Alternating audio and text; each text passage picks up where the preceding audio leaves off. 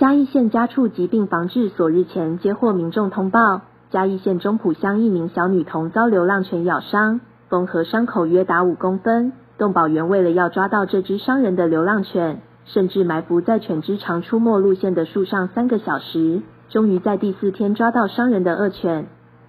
经过观察，这只流浪犬警觉性非常高，很可能是弃养犬。嘉义县家畜所长林佩如表示，近来弃养流浪犬已衍生很多社会问题，浪犬让家畜所抓不胜抓，若查证为弃养动物，饲主可遭裁罚3万元以上15万元以下罚锾。